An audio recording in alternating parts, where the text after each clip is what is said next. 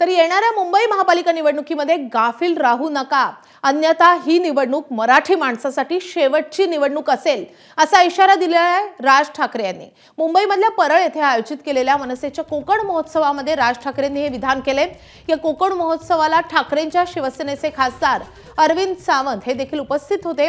मुंबई हातातून गेली तर हे लोक थैमान घालतील असंही राज ठाकरे यावेळी म्हणाले।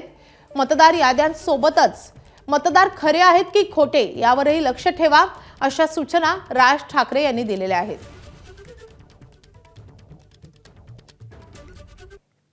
मराठी माणसासाठी म्हणून ही येणारी मुंबई महानगरपालिकेची निवडणूक ही शेवटची महानगरपालिकेची निवडणूक असेल। जर आपण गाफील राहिलो तर हातातनं गेली म्हणून समजा, आणि त्याच्यानंतर जे थैमान सुरू होतील या लोकांचे ते मग ती कोणालाच आवरता येणार नाही। मला फक्त आपल्याला विनंती एवढीच करायची आहे, कुठेही गाफील राहू नका। रात्र वैरायची आहे, गाफील राहू नका। आजूबाजूला लक्ष ठेवा। ज्या प्रकारचं आता राजकारण सुरू आहे आणि मुंबईवरती ज्या प्रकारचा डोळा आहे, ज्या प्रकारचं राजकारण आता ज्या प्रकारे हे मतदार याद्या आणि याच्यातलं जे सुरू आहे याच्यावरती लक्ष ठेवावं।